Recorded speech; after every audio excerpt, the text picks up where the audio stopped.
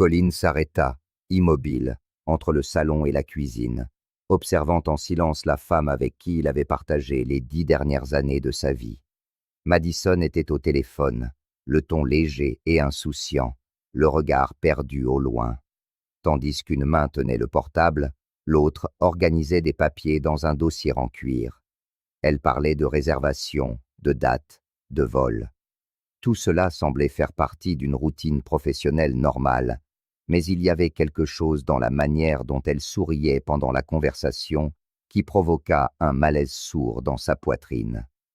Quand elle eut terminé, elle raccrocha avec un « à très bientôt » et posa le téléphone sur la table comme si de rien n'était. Puis, se tournant vers Colin, sans changer de ton, elle l'informa qu'elle voyagerait le lendemain. Un déplacement professionnel, dit-elle, important pour sa carrière, d'une durée de 3 jours. Colin resta silencieux quelques secondes. Il tentait de comprendre la raison de cette annonce soudaine. Madison n'avait jamais mentionné de voyage ce mois-ci. Il demanda où elle allait, avec qui, et pourquoi elle ne lui disait que maintenant. Elle hésita. Ses yeux vacillèrent un instant, mais retrouvèrent un vide ce calme, qui le dérangeait plus que n'importe quel cri. Ce serait avec Jason, le directeur de l'entreprise, dit-elle. Au début, elle tenta de présenter cela comme un voyage d'équipe, une occasion d'aligner les stratégies. Mais lorsque Colin demanda pourquoi Jason et pas toute l'équipe, elle cessa simplement de faire semblant. Elle admit qu'elle et Jason s'étaient rapprochés depuis quelque temps et que ce voyage serait également important pour des raisons personnelles. Elle appela ça du networking, mais sa façon de parler trahissait toute tentative de justification professionnelle. La vérité était là, évidente entre chaque phrase. Elle y était impliquée avec un autre homme. Colin sentit sa poitrine se serrer, une mélange d'incrédulité et de honte. Mais Madison semblait imperturbable face à cette confession. Au contraire, elle but une gorgée d'eau, s'appuya contre le comptoir et commença à parler comme si elle discutait d'un rapport. Elle dit que Jason avait une vision, qu'il était dynamique et qu'avec lui, elle se sentait motivée. Elle ajouta qu'avec Colin, tout était devenu trop prévisible, qu'il s'était installé, avait cessé de la surprendre, de prendre soin d'elle, de se battre. Elle utilisa des mots durs, comme si chaque phrase faisait partie d'un script répété. Elle dit qu'elle ne voyait plus d'étincelles dans leur mariage, qu'elle se sentait piégée dans une routine ennuyeuse. La manière dont elle décrivait leurs années ensemble blessait plus que n'importe quelle trahison physique. Elle ne criait pas, ne s'emportait pas, n'hésitait pas. Elle parlait comme quelqu'un qui avait déjà décidé, qui avait déjà clos l'histoire bien avant de l'avouer. Colin chercha une réaction sensée. Une partie de lui voulait demander si tout cela était réel, si c'était la même femme qui lui avait juré partenariat et amour inconditionnel. Mais il y avait quelque chose de plus fort en lui, une dignité qui refusait de se traîner dans les larmes ou l'humiliation. Il la regarda dans les yeux et se contenta d'écouter. Il n'argumenta pas. Il ne se défendit pas. Il ne supplia pas, car à ce moment-là, plus que de la colère, ce qu'il ressentait était une immense déception. Madison s'éloigna, prit le dossier avec les documents et monta à l'étage, disant qu'elle devait finir sa valise, et ce fut tout. Pas de câlin, pas de demande de réfléchir. Elle était pressée. La clarté s'imposa à lui. Il resta là quelques minutes, absorbant le choc. Peu à peu, tout commença à prendre sens. Les réponses tardives aux messages, les excuses fragiles, les dîners annulés. Il réalisa qu'il vivait seul depuis un certain temps, mais ce n'est que ce jour-là qu'il eut le courage de l'accepter. C'était comme s'il se réveillait d'un long sommeil.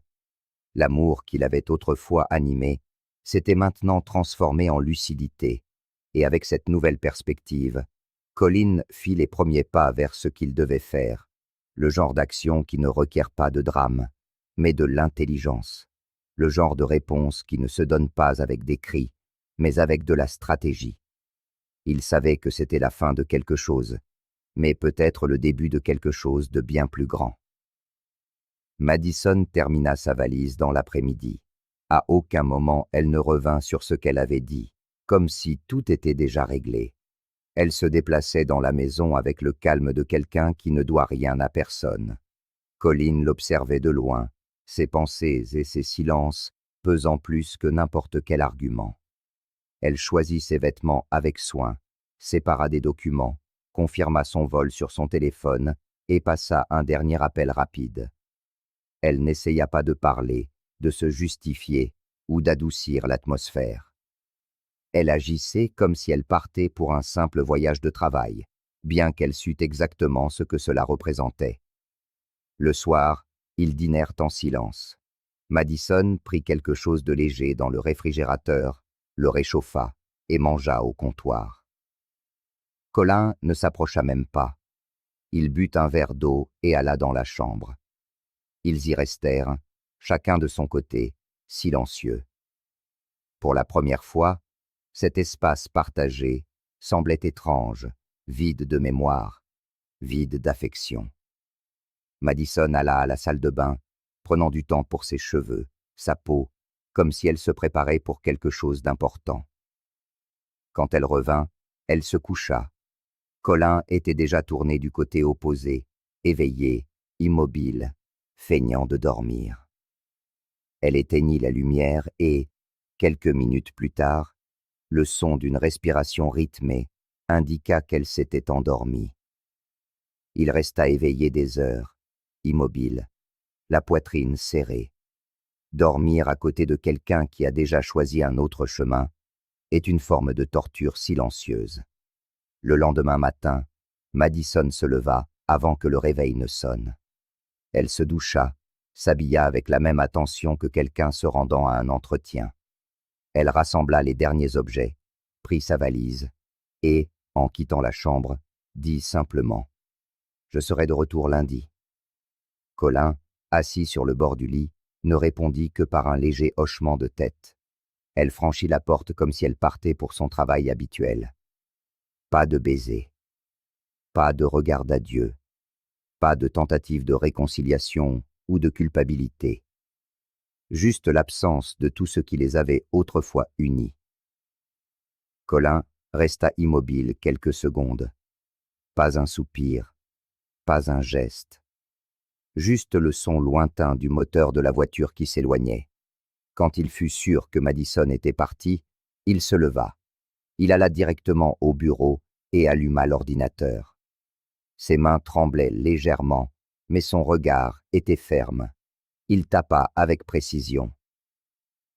Détective privé région de Clearwater. D'actu.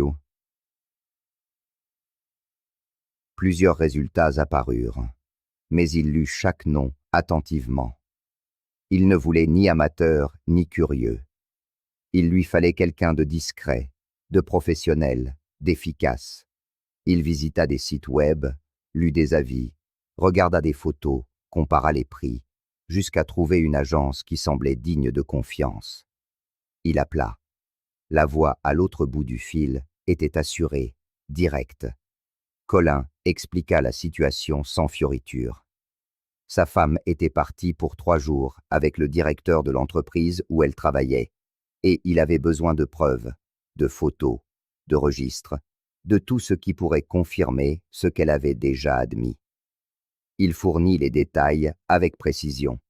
Nom complet, adresse de l'hôtel, horaire de vol. Il envoya des photos de sa femme et détailla quelques autres informations. Le détective prit des notes professionnellement et promit des résultats dans les 48 heures. Il dit qu'il avait une équipe locale et qu'il commencerait immédiatement. Colin raccrocha, ressentant quelque chose qu'il n'avait pas ressenti depuis des jours. Le contrôle. L'email toujours ouvert, il écrivit à un avocat de confiance. Il n'utiliserait pas les preuves uniquement pour se venger. Il voulait préparer le divorce discrètement, rapidement, avec une base juridique solide. La douleur qu'il portait était profonde, mais elle s'était transformée en action.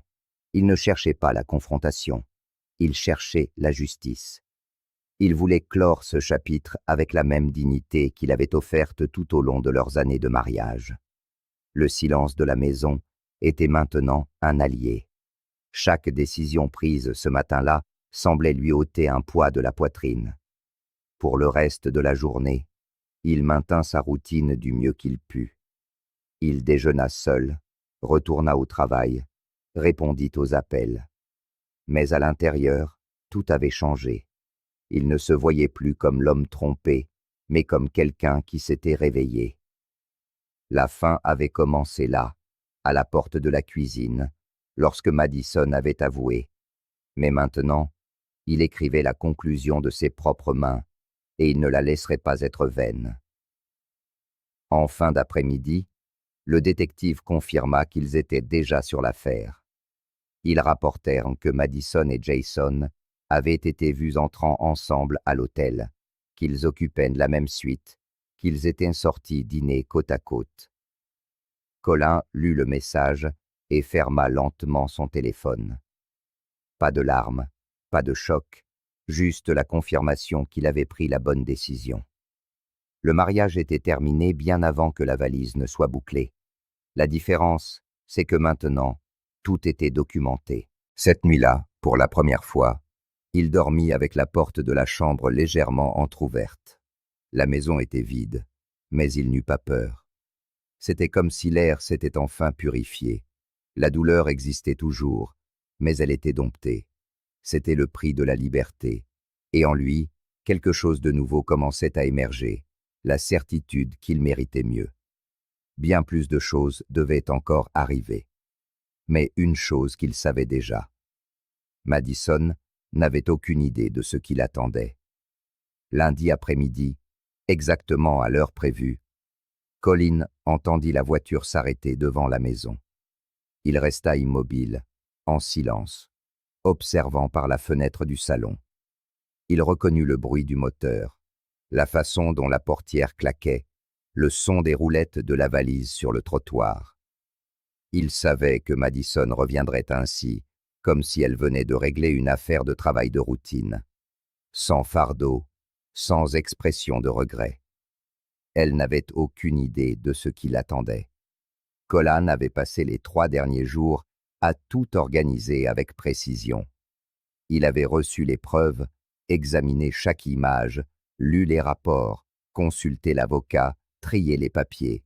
Tout était imprimé, compilé dans un dossier noir, laissé bien en évidence au centre de la table de la salle à manger, visible, impossible à ignorer.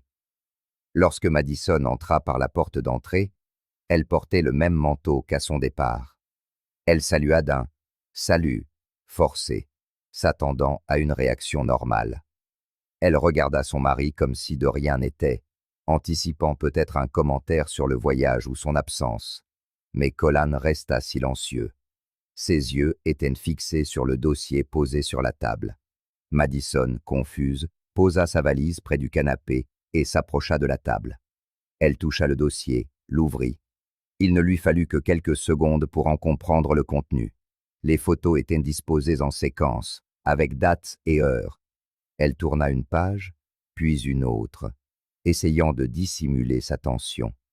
À côté des images se trouvaient les papiers du divorce, déjà remplis, et à la fin du dossier, une lettre manuscrite de Colin.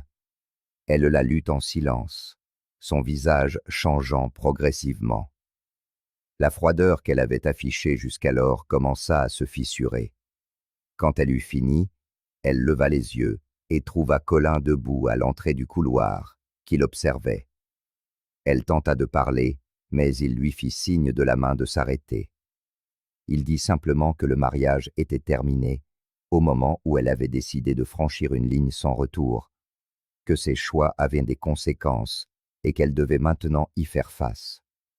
Madison, submergée par un mélange de surprise et de désespoir, tenta d'argumenter.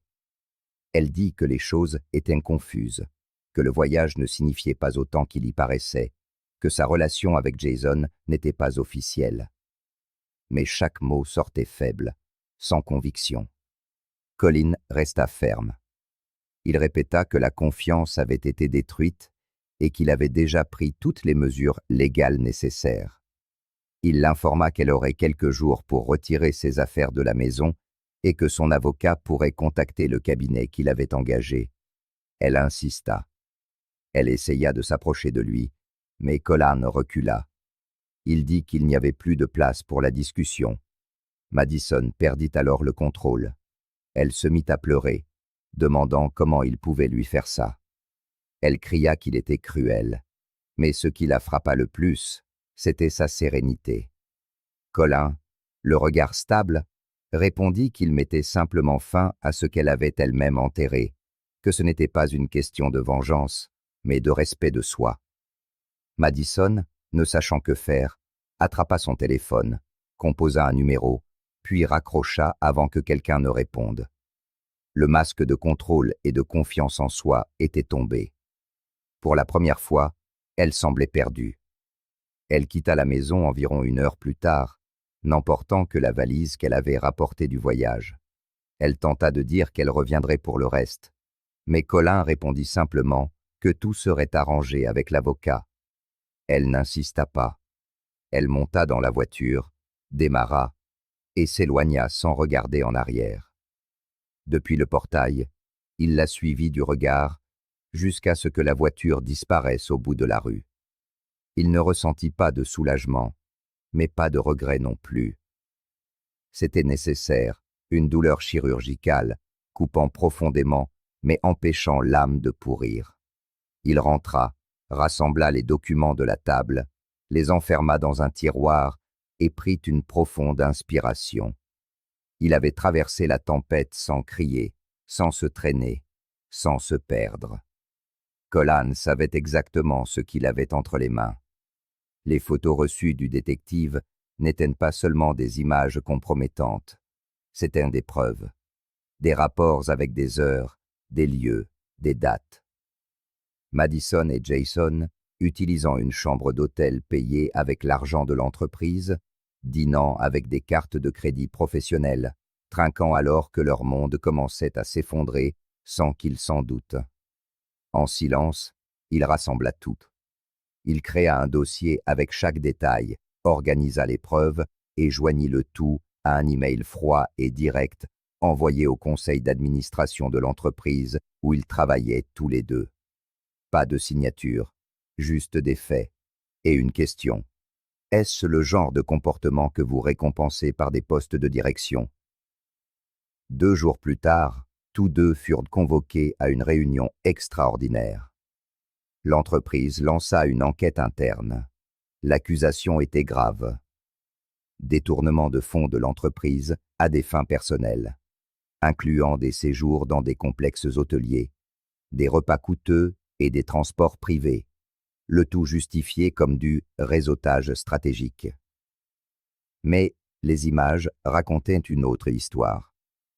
Le comité n'eut aucun doute. Jason fut licencié pour conduite inappropriée. Madison aussi. Tous deux furent renvoyés pour violation directe de la politique de conformité de l'entreprise et détournement des ressources de la société. Des carrières entières s'effondrèrent en une seule matinée. Quelques heures après le licenciement, le téléphone de Colin sonna. C'était elle, Madison, désemparée, hurlant à l'autre bout du fil. « Tu as détruit ma vie! Qu'est-ce que tu as fait ?» Colin écouta quelques secondes en silence. Elle continua. « Tu as envoyé ces photos, n'est-ce pas? Comment as-tu pu avoir le culot ?» Et c'est là qu'il perdit patience. Sa voix s'éleva, ferme, chargée d'une colère contenue. « Le culot? Tu m'as trahi en face et tu me parles de culot? Sors de ma vie. » Madison. Sors de ma vie avec ton amant et ta fierté pourrie. Il lui raccrocha au nez sans lui laisser la chance de répondre. Son sang pulsait encore dans ses tempes. C'étaient des semaines de rage refoulée qui explosaient en une seule phrase, et il ne le regretta pas une seconde. 1 demi-heure plus tard, Madison reçut un autre appel. C'était Jason, mais sa voix, autrefois pleine de charme et de promesses, était maintenant remplie de haine. « Ton mari a ruiné ma carrière. J'ai été exposé, humilié. Ils m'ont viré sans même me laisser vider mon bureau. C'est de ta faute. Elle tenta de parler, balbutia quelque chose sur le fait de faire face ensemble, de trouver une solution, mais Jason la coupa sèchement. Tu crois qu'on a quelque chose? Épargne-moi. Tu n'étais qu'une distraction, une diversion qui nous a coûté cher à tous les deux. Reste loin de ma vie avant que je ne t'entraîne aussi dans le procès. Et il raccrocha. Madison resta là, sous le choc. Le sol qu'elle croyait ferme sous ses pieds venait de s'effondrer. Elle avait perdu son travail. Elle avait perdu son amant. Elle avait perdu le respect. Et surtout, elle avait perdu Colin, la seule personne qui, pendant des années, avait été à ses côtés quand personne d'autre ne l'était. Le goût de l'humiliation était amer, et pour la première fois, elle sentit la chute sans personne sur qui s'appuyer. 4 ans passèrent depuis le jour où Madison avait quitté la maison de Colin pour la dernière fois. Son monde s'était effondré bien plus qu'elle ne l'aurait jamais imaginé. Elle avait tenté de trouver un autre emploi, mais le scandale la suivait comme une ombre. Elle se mit à vivre de petits contrats, déménageant de ville en ville, essayant d'échapper aux regards qui semblaient en savoir trop. Elle n'eut plus jamais de nouvelles de Jason. Il s'était volatilisé. Certains disaient qu'il était parti à l'étranger, d'autres qu'il était tombé en dépression. Madison, elle, restait dans le silence, vivant de miettes, récoltant tout ce qu'elle avait semé par des choix imprudents. Un jour, en sortant d'un supermarché du centre-ville, elle entendit un rire sonore venant du trottoir d'en face. Instinctivement, elle regarda sans trop réfléchir. Et là, comme un coup de poing dans la poitrine, elle le vit. Colin, mais différent de tout ce dont elle se souvenait. Il riait, accroupi, soulevant sur ses épaules une petite fille qui devait avoir 2 ou 3 ans. La fillette riait si fort qu'elle en avait presque le souffle coupé. Colin la tenait fermement, tendrement, et disait « Accroche-toi bien, ma puce, papa est ton avion ». Madison se figea. Le temps sembla s'arrêter. Elle voulait détourner le regard, courir, mais elle resta là, immobile, à regarder. Quelques secondes plus tard, une femme s'approcha, jeune, les cheveux attachés, le regard calme. Elle toucha le bras de Colin, et il se tourna et sourit. Elle l'embrassa légèrement. La fillette les serra tous les deux autour du cou en même temps. C'était une scène simple, mais elle la déchira de l'intérieur. Une famille, un nouveau départ. Et Madison comprit de plein fouet ce que signifie perdre ce que l'on ne valorise pas. 2 jours après cette rencontre inattendue au marché, Madison sentait encore l'image de Colin avec sa fille, gravée dans son esprit comme une blessure ouverte. Chaque détail de la scène se rejouait dans sa tête comme une punition silencieuse. Elle essaya d'ignorer. Elle essaya de continuer sa journée, mais son cœur ne la laissait pas faire. Cette nuit-là, seule, assise au bord du lit dans un petit appartement sans vie, elle trouva le courage de chercher son numéro. Il était toujours enregistré dans son téléphone. Elle appuya sur le bouton d'appel avec des doigts tremblants. Lorsqu'elle entendit sa voix répondre, il lui fallut quelques secondes pour parler. « Colin, c'est moi. » Le silence à l'autre bout du fil dura plus longtemps que prévu. Quand il répondit enfin, ce fut d'un ton neutre. « Qu'est-ce que tu veux ?» Elle déglutit difficilement. « Je t'ai vu l'autre jour au marché, avec la petite fille. C'est ta fille ?»« Oui, » répondit-il directement. « Emma. Elle a changé ma vie. » Sa voix vacilla un instant. « Et la femme qui était avec vous, c'est ta femme ?»« C'est Lia, la femme qui m'a montré que je pouvais encore être vraiment aimé, qui est entrée dans ma vie quand j'avais perdu foi en toute forme de nouveau départ. » Madison ferma les yeux. « Je voulais juste appeler pour te dire que je suis désolé pour tout, pour ce que je t'ai fait. J'ai gâché la meilleure chose que j'ai jamais eue. » Une fois de plus, le silence s'installa, mais cette fois, Colin prit une profonde inspiration avant de répondre. Tu m'as détruit, Madison. Tu m'as jeté dans le gouffre le plus profond sans une seconde d'hésitation. Mais tu sais quoi? C'est là que j'ai découvert qui j'étais vraiment. J'ai reconstruit ma vie sur les décombres que tu as laissés, et aussi douloureux que cela ait été, je t'en suis reconnaissant, car au final, c'est ce qui m'a libéré.